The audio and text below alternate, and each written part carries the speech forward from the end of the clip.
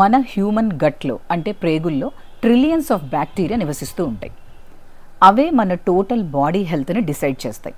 మనం శారీరకంగా బాగుండాలన్నా మానసికంగా బాగుండాలన్నా ఇవే కారణం.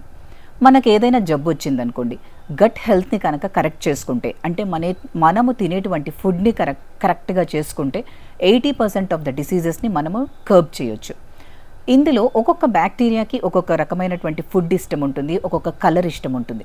మనము మన ప్లేట్స్ని ఎంత రెయిన్బో కలర్స్తో నింపుకుంటే బ్యాక్టీరియా కూడా అంత హ్యాపీగా ఉంటాయి. మొనాటనస్గా ఒకే రకమైనటువంటి ఫుడ్ తినడం ద్వారా కొన్ని బ్యాక్టీరియా మాత్రమే పెరుగుతాయి. మనం ఎప్పుడు కూడా good bacteria and bad bacteria మధ్యలో బ్యాలెన్స్ పెట్టుకోవాలి. సో ఈరోజు ఒక సూపర్ గుడ్ రెసిపీని, అంటే మన గుడ్ బ్యాక్టీరియా ఎలా పెంచుకోవాలి అనేటువంటి ఇది ఒక సలాడ్ చేసి చూపిస్తాను.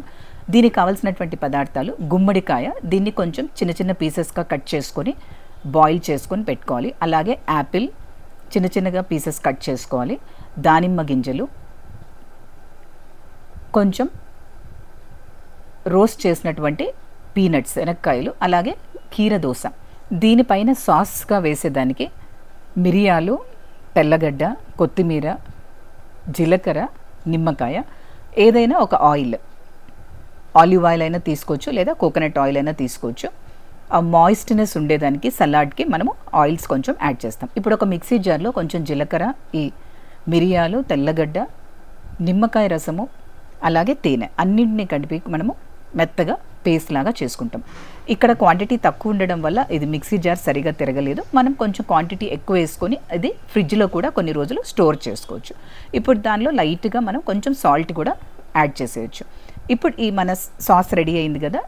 ఇప్పుడు మన ఇంగ్రీడియంట్స్ అన్నిటినీ కూడా ఒక బౌల్లో వేసుకొని పైన సాస్ వేసి కలిపేయడమే. ఫ్లాక్స్ సీడ్ పౌడర్ కూడా వేసుకోవచ్చు, లేదా వేయించినటువంటి తెల్ల నూగులను కూడా వేసుకోవచ్చు. ఇందులో మీ టేస్ట్కి తగినంత సాస్ని పైన యాడ్ చేసేసుకొని కొత్తిమీరతో గార్నిష్ చేసుకుంటే tasty and super healthy salad ready అయినట్లే. ఇది ఒక కంప్లీట్ మీల్గా మీరు ఈవినింగ్ పూట తీసుకోవచ్చు. ఇంకా గుడ్ బ్యాక్టీరియా పెరగాలి అంటే క్రూసిఫెరస్ వెజిటబుల్స్ అంటే క్యాబేజ్ కానీ, బ్రోకలీ కానీ, ముల్లంగి కానీ, సల్ఫర్ కంటెంట్ ఎక్కువగా ఉన్న ఫుడ్స్ అంటే తెల్లగడ్డ కానీ, ఆనియన్ కానీ, అల్లం కానీ, ఇలాంటివి బ్యాక్టీరియా చాలా ఇష్టపడుతుంది.